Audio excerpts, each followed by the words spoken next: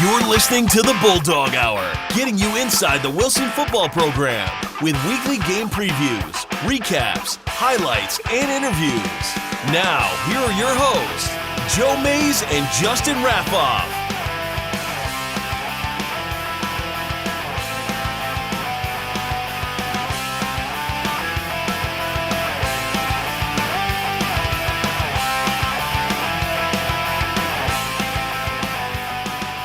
Hello, everyone, and welcome back to the Bulldog Hour.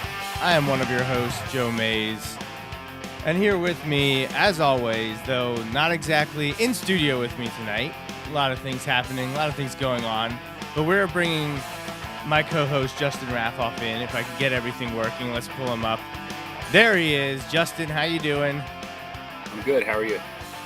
You know, I've been better. I got to say, you know, we had a rough Friday night, which we're going to talk about here, but your location right now just reminds me of how rough our Saturday was. Yeah, I thought, you know, some of the Penn State stuff in the background, including the piece that had fallen off, and I just haven't put it back up yet. It's kind of perfect symbolism, right? So, yeah, well, you also sent to me earlier today that you had changed your license plate too. Completely moving on from Penn State football onto the Eagles, which also unfortunate because, the team Wilson lost to was the Eagles, so some unfortunate timing in that regard. But I also shared with you leading up to that game on Friday, Justin, in Wilson, Cumberland Valley, that back in the day, 30 years ago, a team named the Eagles had an unusual picture or logo on their helmet. Yeah, it was that was really weird. It was odd, that star. Honestly, if it weren't for Dallas, I kind of like it. It makes no sense. Don't get me wrong. Like, it makes no sense, but like, you don't see that a lot. Like for as much as you see the Eagles logo, like in high school, like both logos, the full head logo and the wings. Yes, you don't see a lot of the star. You don't see a lot of the star with the outline star, like the actual Dallas Cowboys star is what was on Cumberland Valley's helmets. I sent Justin a picture. I was like, not that you need any more reason to cheer against Cumberland Valley on Friday, but I did want to share this with you, that a team called the Eagles is wearing Dallas star. It was wild. As I was compiling the series history between Wilson and Cumberland Valley, I stumbled upon that. I think I had seen it before because it wasn't like super big shock to me, but it was just nothing I had ever shared with you before, and I felt like you needed to be in on that. I felt like that was something you needed to see. Yeah, that just makes sense for the weekend. Not a lot of things to say about that. We can move on here. I do want to let's do our housekeeping here as we move on to discuss the final Wilson game of the 2023 season. We want to thank the Season 9 sponsors here at the Bulldog Hour. I want to thank my dad, Bill Mays, and Mays Sandwich Shop, as well as White Star Tours for being the presenting sponsors here of Season 9, which I have this as the season finale, Justin, but I feel like we might be able to eke out a few more shows. I don't know if we want to tack that on to Season 9 or if we want to make that the start of Season 10. I know we missed an opportunity over the summer or early this fall. I wanted to talk to the sports psychologist at Wilson. We mentioned that a few times over the summer. And there were a bunch of people that we had interacted with before the start of the season, then during the season, that we were like, man, they would be an awesome guest. So I don't know if that's something we'll do here over the next 4 to 6 weeks and add it to Season 9, or if we'll start off, kick off Season 10 with that. Stay tuned.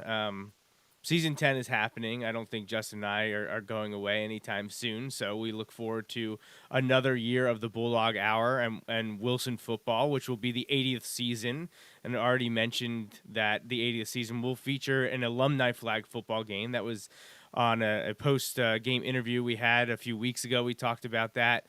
But that's all coming up here real soon. I know the Tradition Club will be working on those preparations as soon as the new year is here. So back to our sponsors, though. Besides May's Sandwich Shop and White Star Tours, I want to make sure we thank Mike Drago and MikeDragoSports.com, the Hop family, Andy Herr, and our 5 anonymous donors. And I do want to take a second and just talk about the anonymous donors and keeping them anonymous, because that's where their wishes. Although I would always love if they would allow me to speak their name and thank them, because they've been so generous, many of them for multiple years now.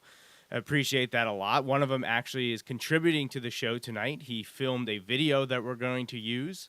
I won't mention him by name because he explicitly told me not to. He was like, do not say my name. Which is fine. I will respect his wishes, but we will be using that video here this evening. But also, one of the anonymous donors is a bit under the weather, ill right now, and I wanted to send our well wishes from Justin and I here at the show. Longtime supporter, never misses an episode, and has been here with us, Justin, honestly, I think since our first year. Now, we didn't really have sponsors, or we were taking donations the first year. But this person, this individual, this family has been supporting us ever since. We were like, hey, if you'd like to, support the show, feel free to do so. We would love it. And they've been with us since that. So we want to send out our thoughts to them as they recover. Hopefully can feel better soon. And we send them well wishes and wish them nothing but the best in their recovery. Yeah, we appreciate the support, and everybody send good vibes their way. That'll be greatly appreciated.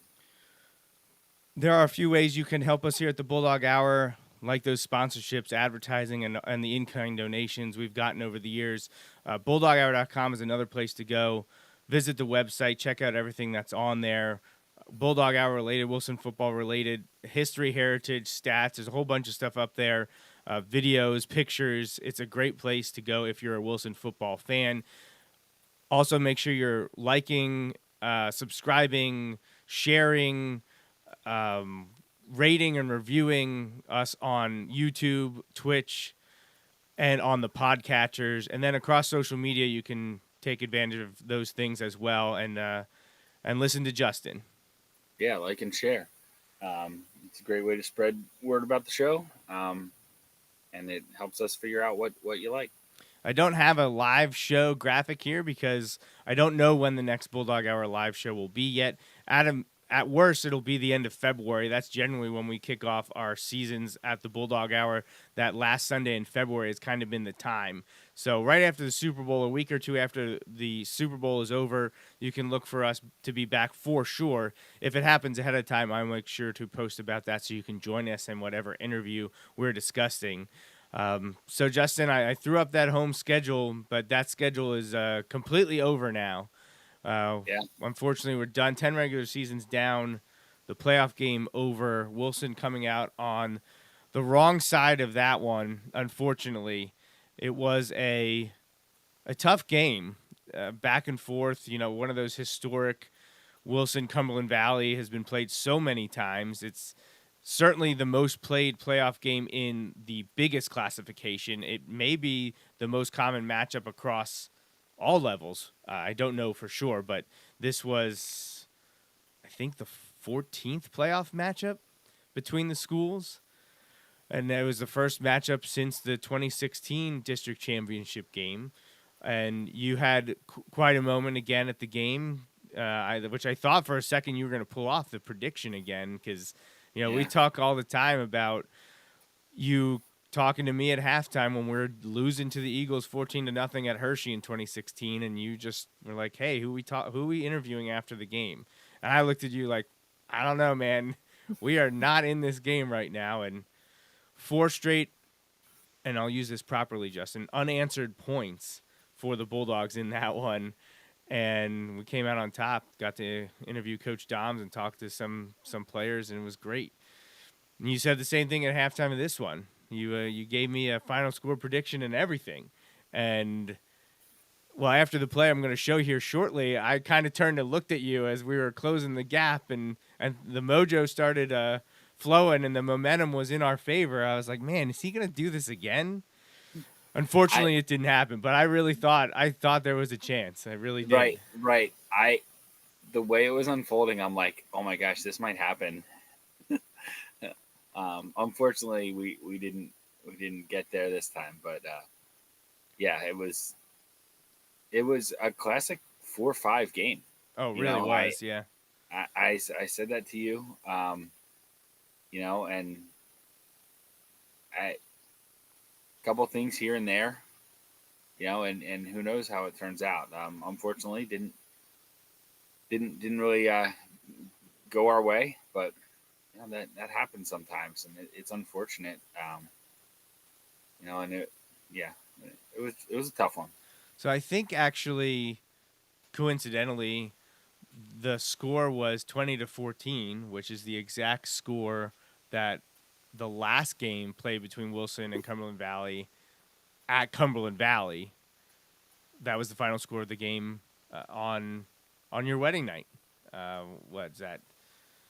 When was that, Justin? 2011, right? 12 years Yeah. ago. It was Yeah. 20-14. Of course, Wilson came out on top of that one. November So- 25th, by the way. Like I do know You that. know- in you case know you're the trying to, date, like, yeah. trap me. Yeah. Yeah, I wasn't trying to test you there, Yeah. but I was trying to think of the year, and then 2011. So 20-14 at Cumberland Valley. Wilson came out on top 12 years ago. This year wasn't meant to be, and well, let's talk about the game a little bit here, Justin. I'm trying to pull up some stats to take a look at how the game went. It was a tough run from the start. You and I talked about it leading up to the game and on the way down, and even with the coaches ahead of the game, that we were going to find out pretty quickly if the game could go in Wilson's favor. And unfortunately, it started out that we weren't certain it was going to go in our favor because it was tough to stop the Cumberland Valley offense, specifically that running game. That has been their bread and butter all year. Not exactly the way I think Coach Oswalt wants his offense to flow. He's more of a wider open spread throwing guy.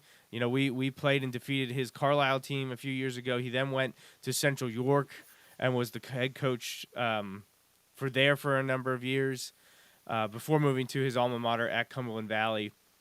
And he changed it from there. The trip, the option, the midline, the veer, the big lines, big running teams, tough to stop, but not exactly lighting the world on fire because it takes a while for those drives to establish. That changed, but this Cumberland Valley team was definitely ground and pound. Bryce Starrett, I believe that's his name, was a beast, and he was a tough out. He was a tough person to bring down. He ended up rushing for 138 yards and 2 touchdowns. So he averaged over 4 yards a carry, 33 carries. I mean, it was him. They tried one, like sweep or end around from Caden Pines. Picked up decent yardage, but that was it. It was Bryce Starrett's getting every other carry for them and making it count. He picked up tough yards. He picked up huge conversions. There was one we stopped him on 4th and short, or I thought we stopped him on 4th and short, and he just kept his legs pumping and was able to get the 4th down. I believe that's the same series in which that they missed a field goal, but we were called for running into the kicker, and they then went for a shorter 4th down conversion, got it, and eventually scored a touchdown, which, looking back on it, was ginormous. It was a huge, huge part of that game. But Starrett was the guy leading the charge as expected, and Wilson just couldn't quite do enough to stop the Cumberland Valley offense enough to let the Wilson offense give him chances. Yeah, I felt like every time we got him into a spot where I'm like, all right, now we've got a spot where we can maybe get him. He would get just enough yards, or he'd get just enough that it makes it really tough on the next play. It was really tough, and we had some plays where we'd stop him. It was really hard to stop him 2 plays in a row, and whether that's first to second or second to third or third to fourth, it's just he was really good for them.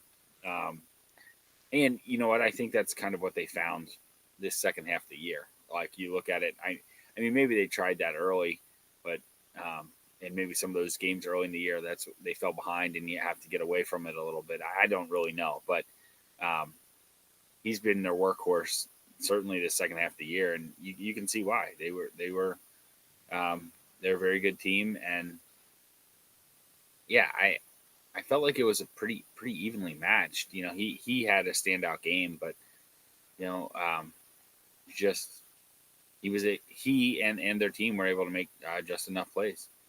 Yeah, they were. It was pretty. It really is pretty evenly, statistically across the board. Not a lot of huge differences. Cumberland Valley had 16 first downs to Wilson's 11.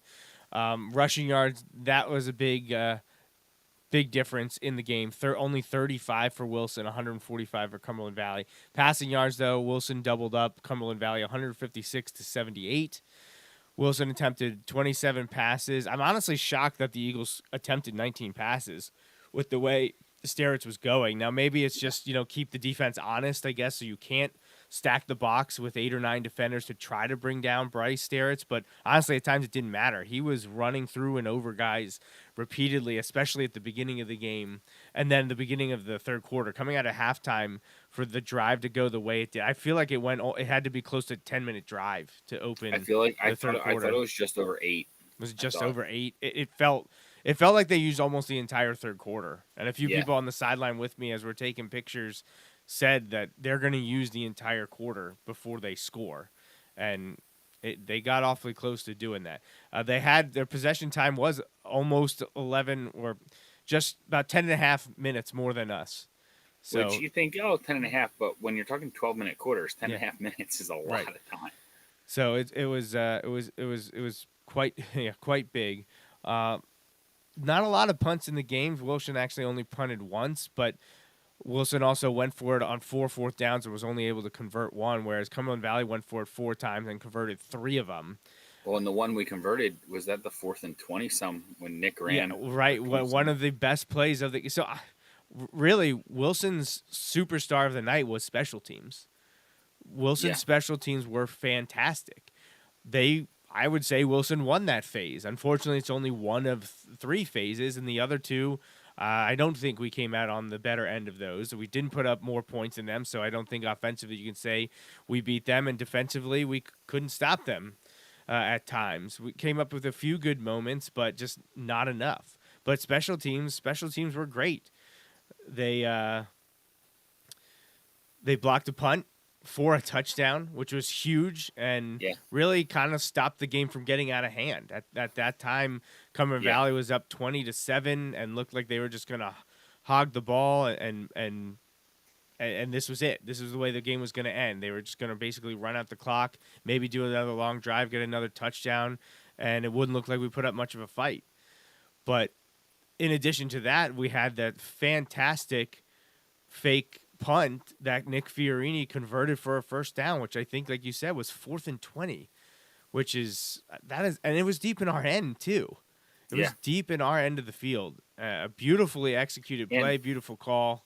And they weren't in a punt block, like a full out punt block. Like they had a guy, like 10, 11 yards back on that side of the field, and it just didn't matter. Nick, he wasn't fast enough to get nicked. Like that was pretty cool. Yeah, it was really cool. I really, really very much enjoyed that play to keep the hopes alive. So Thomas Deeds chimes in that it was a 9-minute and 20-second drive. Oh, jeez. So yeah, that is quite the drive for them when it really mattered. So just crazy thing. And then we're completely glossing over something you did 100% call. Now it may have been tongue in cheek. I don't know because it's through text. No.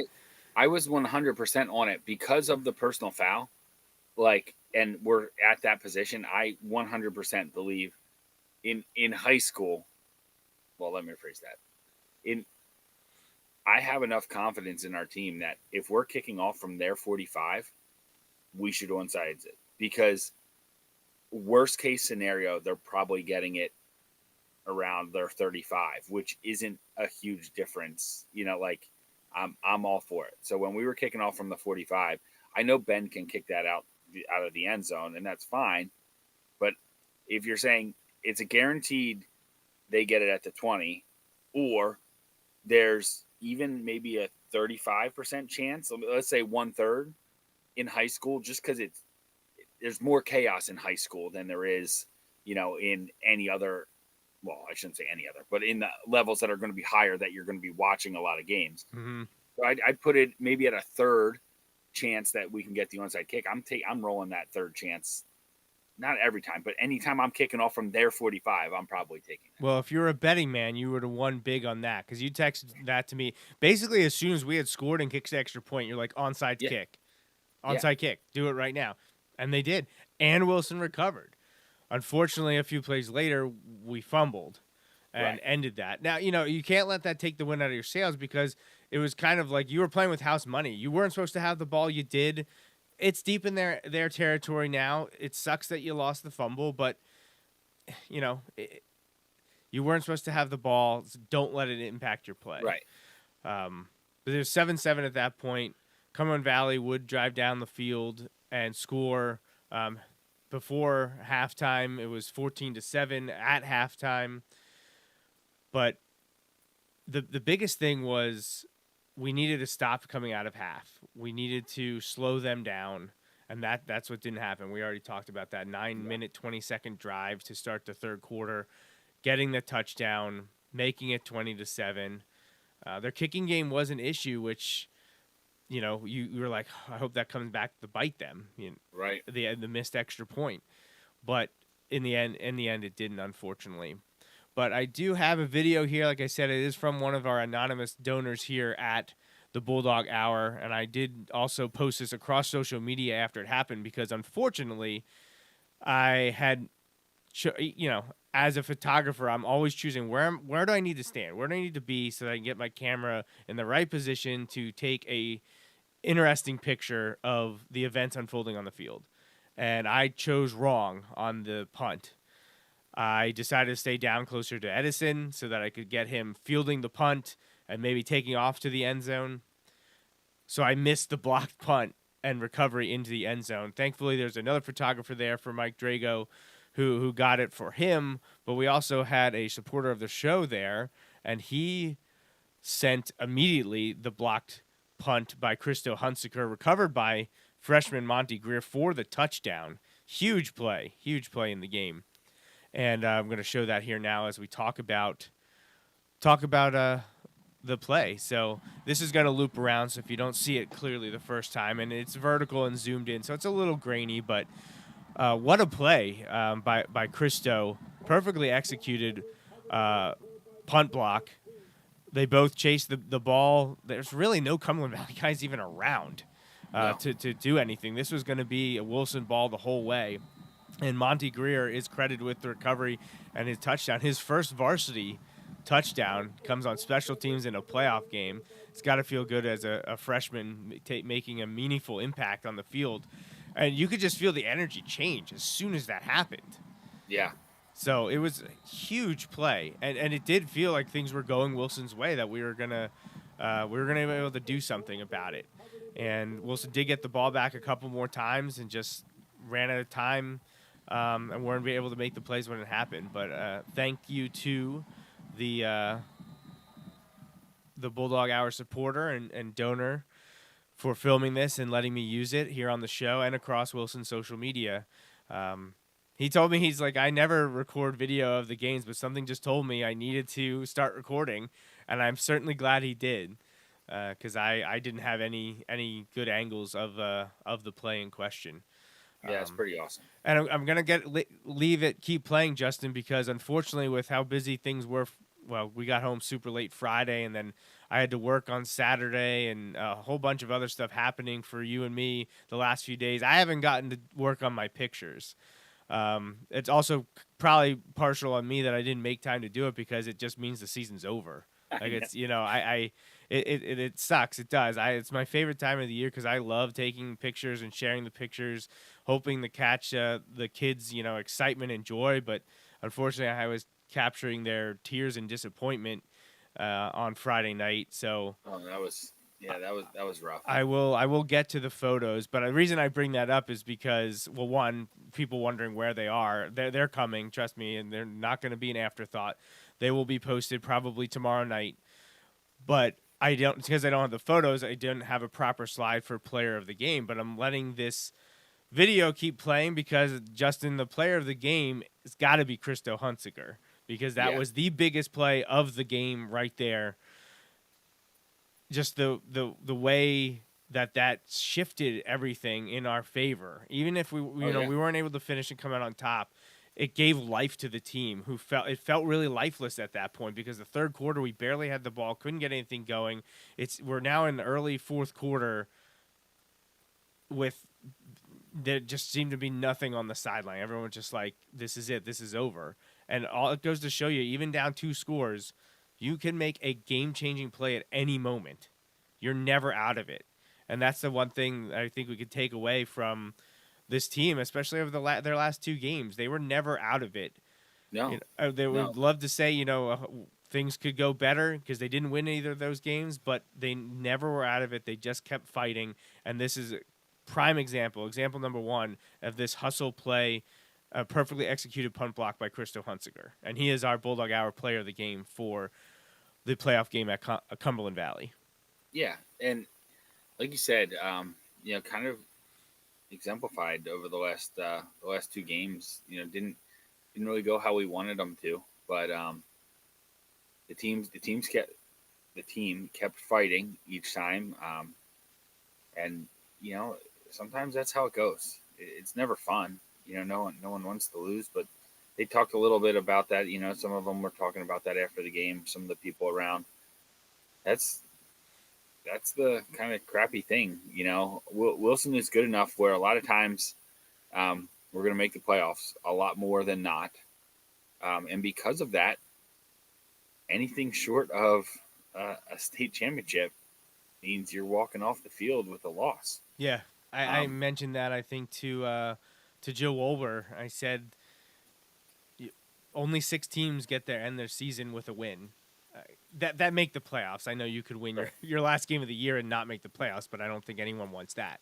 So if you make the playoffs, the only way to end with a win is to win a state championship. There's only 6 of those to go around in Pennsylvania. So it's a tough thing. It's a tough thing to do.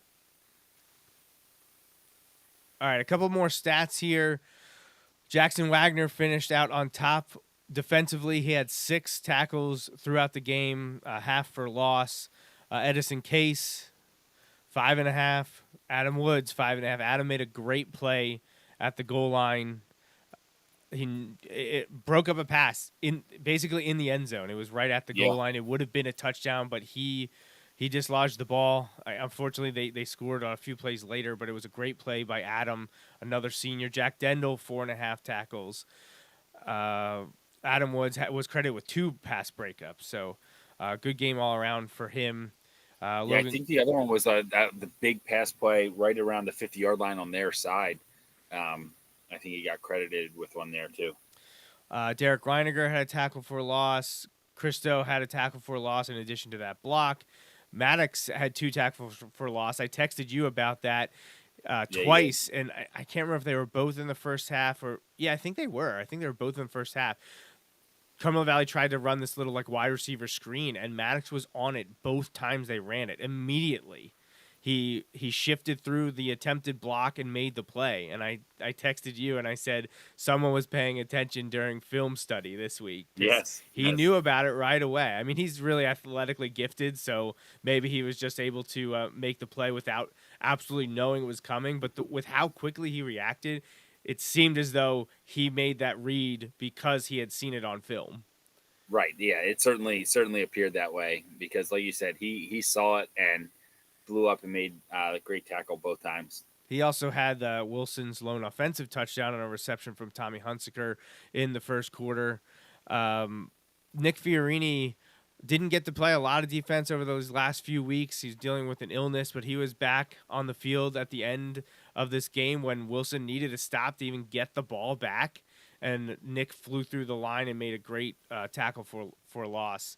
So it was good to see him get that those plays on defense, and then like we mentioned, that huge special teams play to convert once again when the game could have basically been over if he doesn't step up and convert on that huge fake punt. Momentum was certainly moving in Cumberland Valley's favor, and things shifted once he was able to do that. Let's see some offensive statistics. Nick Fiorini actually led the team in rushing because of that fake punt conversion for 24 yards. Corell only had 4 carries, 19 yards. Jackson also had 2 carries for 5 yards. And then Tommy, because of sacks, netted -8 yards on 11 carries. He gained 36 on his carries, but lost 44 as a result of sacks. Tommy was 14 of 27, 156 yards, 1 touchdown. He was sacked, unfortunately, 5 times. Jackson Wagner and Corell Akings both caught 4 passes for 36 and 22 yards, respectively. Maddox had the touchdown on a 10-yard reception. So, I don't know, Justin. Just, again, unfortunately, too many times we just felt this close. Just so many times this season in multiple games. Central Dauphin sticks out for sure. Even at times, Manheim Township just starting slow. We were able to keep pace for a while, but the slow start just doomed us. And then Friday night, again, in this season ender against Cumberland Valley, always seemed to be, a play away, just slightly out of reach a few times. Just, one more stop on a 4th down, one more completed pass. I really felt that right near the end of the game. I think in the second to last play, if that ball is able to be a reception to Maddox, I think he might score. I do too. Just because of his speed, I think he could have taken it. It's just a bunch of what could have been, a lot of what ifs. Right, and we talk about that all the time. A lot of what ifs. Like you look back at the Roman Catholic game, not a lot of what ifs. No. Right, like But Central Dauphin for sure. Right. Central Dauphin, and those close ones, you end up with the what ifs, and hey, it happens. It's not fun, but it's part of the deal. Yep, there's only so much you can control, and I'm sure there's a lot of things that players and coaches look back on and wish that would have gone differently, that they could have done differently. But that's it. That's the end. That's the end of the season.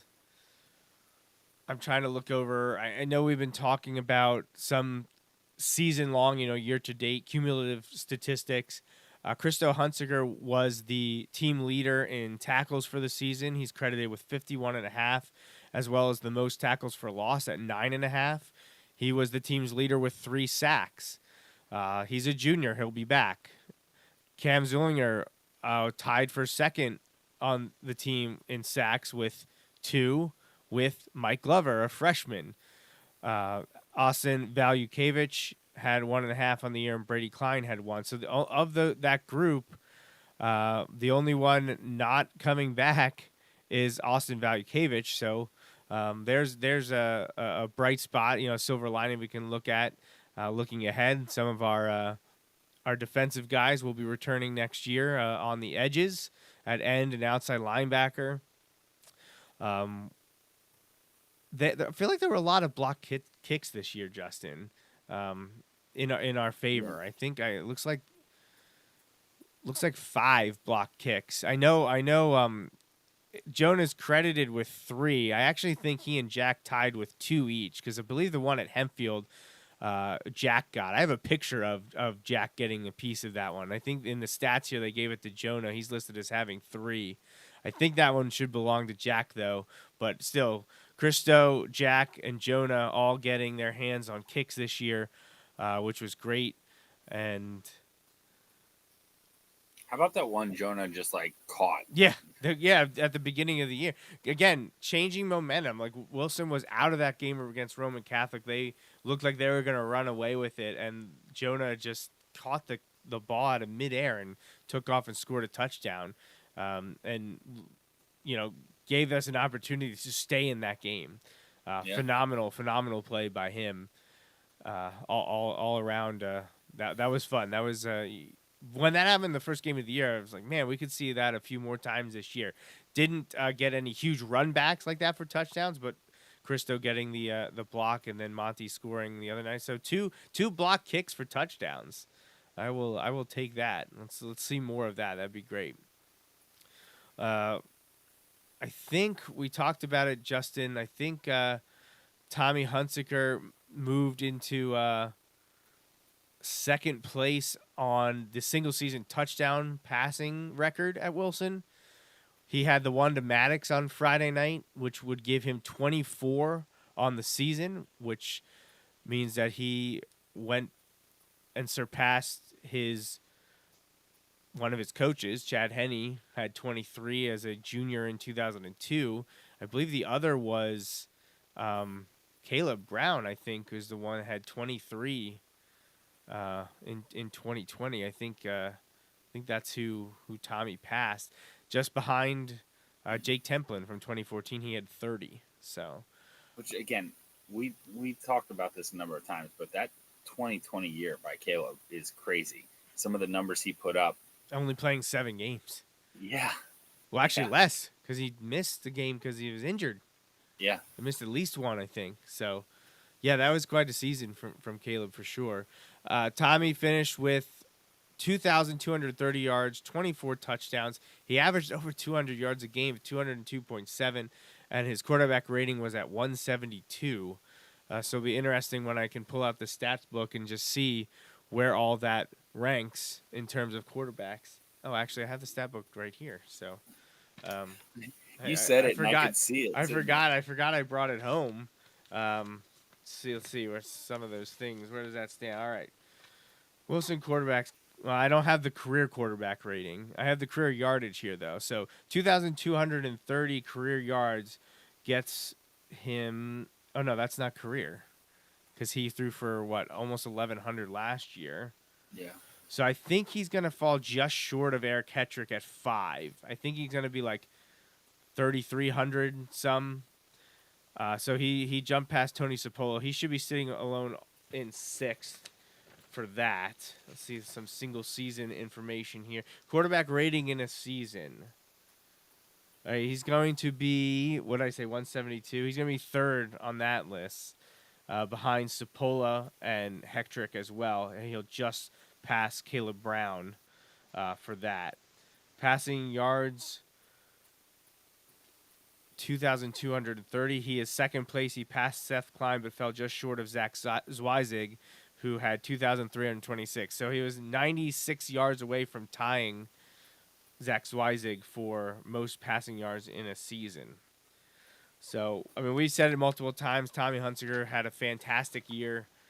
He was one of the toughest kids out there every game, and really kept things going both with his arm and his legs.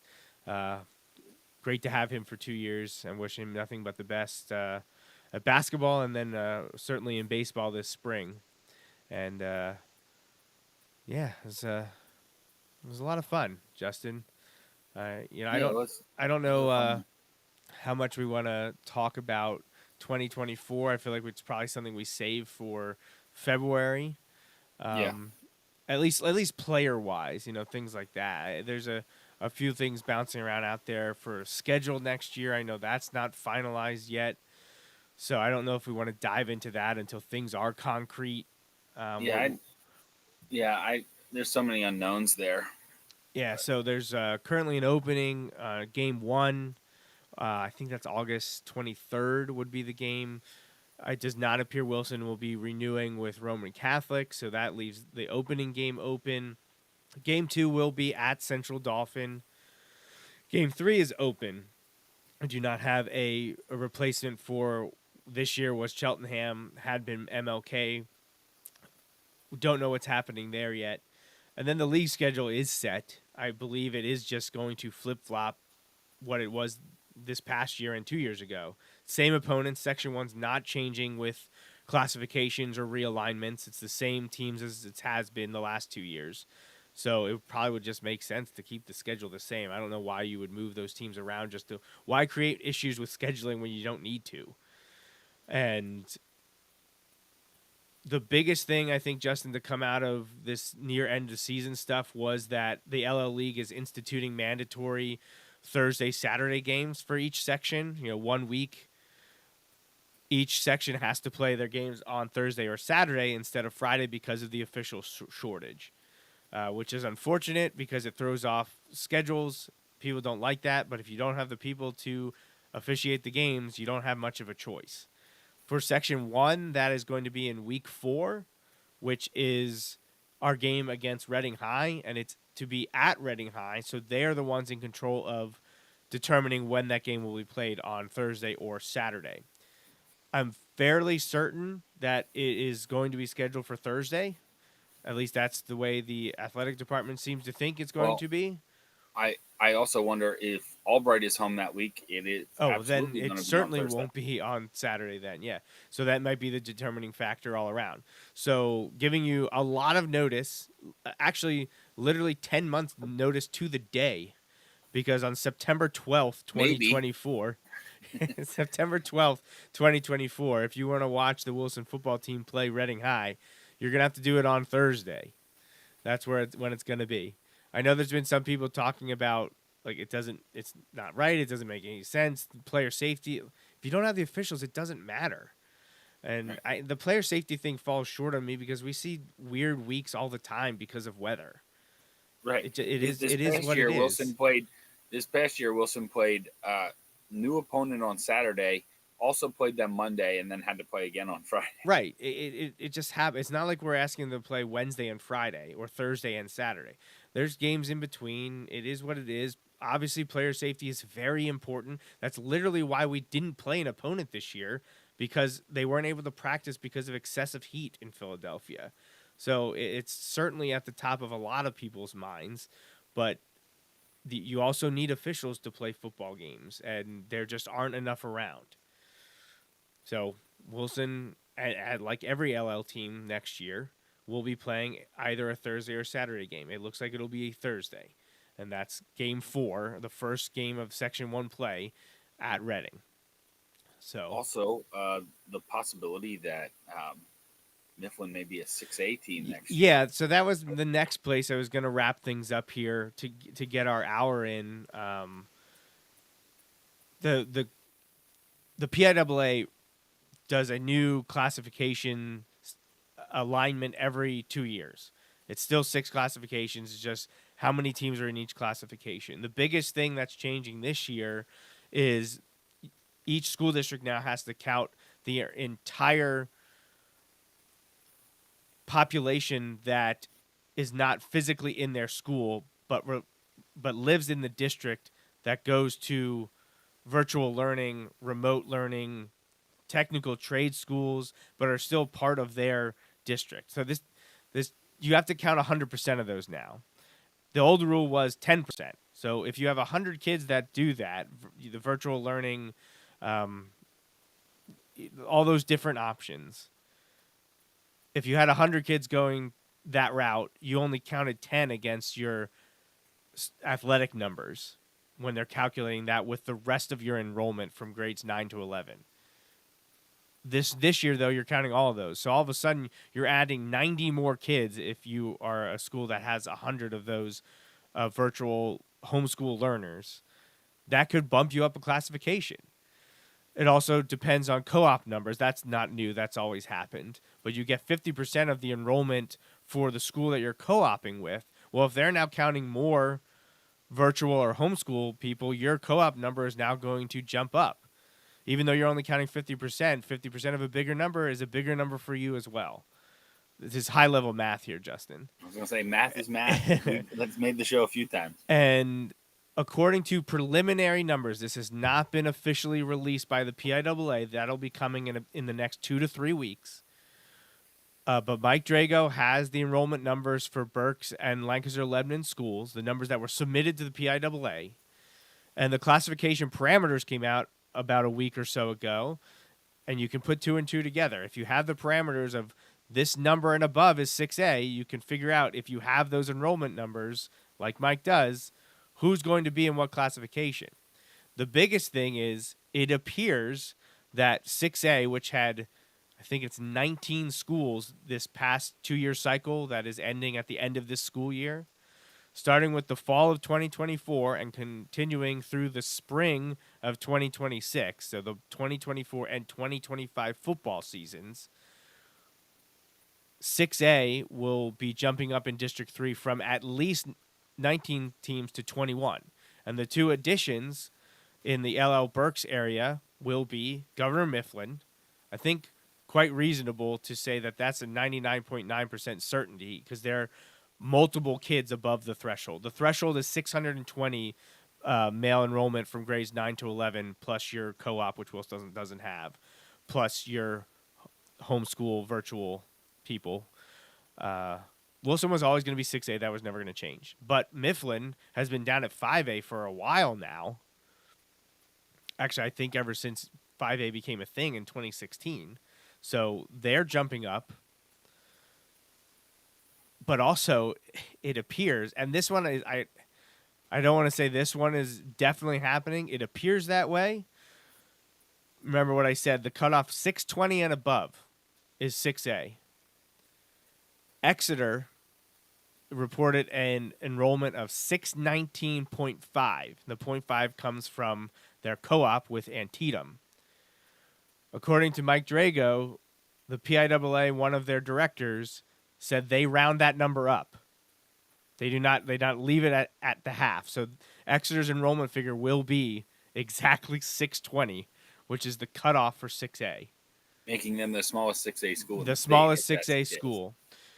So we'll see when PIAA comes out, because there's schools can challenge that and make a case, and there's all kinds of stuff that goes on behind the scenes. So we'll see when it's officially released. But by the numbers, Mifflin and Exeter should jump up to 6A. Why does that matter for Wilson? It doesn't really matter for Wilson. It's just interesting if you're a high school football fan, especially in Lancaster-Lebanon League, Berks, and District 3. But what it means is...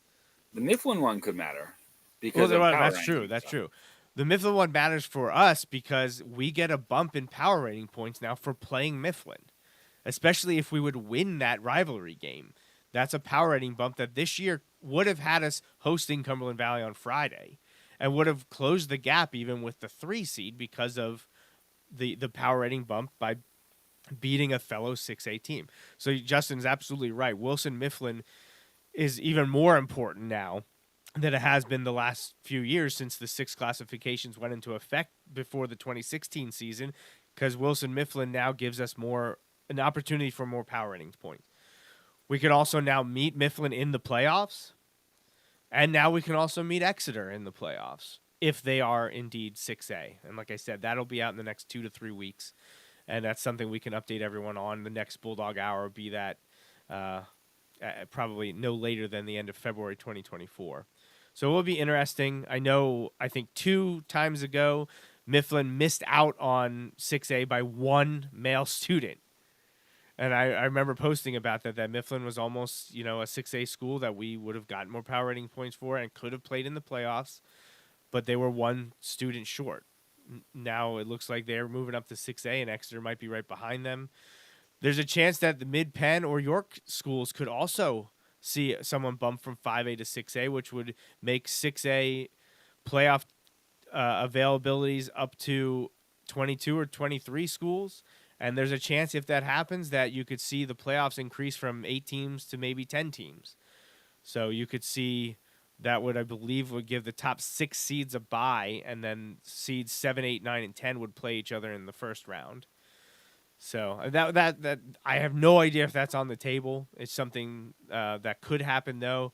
It'd be tough to take only 8 teams if you have 23 teams competing for spots. That's a lot of teams to leave out. And it's what we've seen. Down in 5A, there were a ton of teams, and they take a lot more teams in their playoffs because of it. All right, Justin. Anything else to add about the schedule, the classifications, the season at all? No, it was fun. It's tough at the end. We talk about how it's not as much fun to do the show on after losses. No, it's definitely not. That's especially true after the last one. You Yeah. know, like it's tough. And I texted. I don't know. I feel like it's I don't know. Maybe some years it's just different, but I don't know. This year it was tough at the end. Maybe because I feel like I know a lot of the kids a little bit better this year. I've had a lot of them in class. I you know helped coach some of them. Just I don't know. Known a lot of them multiple years. Just seeing the pain that they're going through at that time is tough. And Yeah. because there's nothing you can do. Mm-mm. There's nothing you can do for them. It's just something that they have to kind of process. And yeah, it's tough. You don't want to see that, but that's like I said, that's part of the deal. And I kind of look at it, that's I don't. It's different as fandom. But we started the show talking about how like it was a rough sports week, but like caring so much is what makes the highs so awesome. Like caring a lot is what makes the highs great, but it's also what's going to make the lows not great. And you know what, I wouldn't trade it. It's a lot of fun, and we enjoy. We do this every year too. We enjoy, the access that the coaches and players, afford us, and being able to be so close to that is a lot of fun throughout the season. Honestly, throughout the off season and then through the season. So I think that adds to it too. Just I said like I was disappointed, but like I was disappointed for the kids. I felt so Yeah. bad for the kids. Oh, yeah, Friday. absolutely. It's So, tough to see them all upset, and we can put ourselves in our own shoes. We all had high school careers come to an end, whether athletically or something else. There was always a last game, a last performance, a last class. It comes to an end, and it sucks. But you're right. It was a special group of kids. They're a lot of fun to watch. It's been great watching them get bigger and better, and move on to even better things as they graduate from Wilson. This group, what was it, 6 months from now or so? A little more, I guess. So yeah, not much but more though. Not much more. it's going fast. But It's going they're fast. moving on to winter sports. Start this Friday. Basketball and wrestling and swimming and diving. Trying to think what else is happening that the football players might be involved in. Some of them do indoor track. Indoor track, yep, indoor track. And then in the spring, you got baseball, lacrosse, track and field. Yeah, so Volleyball, boys volleyball. boys volleyball's in the spring. That's right. So a lot of opportunities to see these student athletes in person and playing in other sports. Maybe some sports that they are like even more than football. I know we said there's a lot of football players on the basketball, wrestling, lacrosse, and baseball teams for sure. Yeah. So you can see a lot of these guys continue as they finish their Wilson education and before they move on. A lot of which have committed to play athletically at their college of choice. So there's a lot of great student athletes at Wilson. So take advantage, go check them out this winter and spring. And before you know it, Justin and I will be back talking about the 2024 Wilson football season, which will be season 10 for us, Justin. 10 That's years crazy. of the Bulldog Hour. That's wild. Yeah, it's going to be great. A lot of fun. 80th season of Wilson football. So we already said we're doing that alumni flag football game. So 2024 is shaping up to be a great one as well. And Justin and I will be back to talk about 2024 I'll say about 3 months. I don't know. Maybe we'll sneak something in earlier. Maybe we'll kick off season 10 in January or something. It just depends on our schedules and the way other things are going. But if you don't want to wait that long to hear Justin and I talk about stuff, you can join us in this same time slot, Sunday nights at 8:30 on our regular show that we started, which will be, Justin, we're celebrating our 13th anniversary for that show in February of this year. 13 years of the Joe Mays and J-Raff show, where Justin and I mostly talk about pro football. Generally, we like to talk about Penn State, but certainly not today. And we cover a few other things as well, but it's mostly pro football. But In the spring, we get to have fun previewing baseball and watching March Madness. And we've been playing through NCAA football on Xbox 360 because we don't have anything else to play because that game's been gone for a decade now. But we'll be coming back this coming summer. So looking forward to 2024. I hope it's a great one. But yeah, Joe Mays and JRF Show. Check us out across social media. You can listen to us talk about other things not related to Wilson football, although Wilson comes up quite often on that show as well. It works its way in there. Of course it does. So, all right, Justin, well, thanks again for joining me, not only tonight, but for this entire Season 9. It's been a lot of fun, and can't wait to do it again real soon. So, yeah, absolutely. All right, I think that's it for us for episode 16 of Season 9 of the Bulldog Hour. Season finale. We'll be back again real soon. But I think that's it. I think we're getting out of here. Thank you one more last time to our Season 9 sponsors, the presenting sponsors, Mays Sandwich Shop and White Star Tours. And as always, to Mike Drago, MikeDragoSports.com, the Hop family, Andy Herr, and our 5 anonymous donors. All right. Signing off for one last time here in 2023 for Justin Raffoff and the entire Wilson football program. I'm Joe Mays, and remember, until next time, go Bulldogs. Thanks for listening to this week's episode of the Bulldog Hour. Want more Wilson football? Follow the show on Facebook, Twitter, and Instagram. Subscribe to the podcast on iTunes and SoundCloud, or visit www.bulldoghour.com. The Bulldog Hour is a featured program on jmnjrradio.com.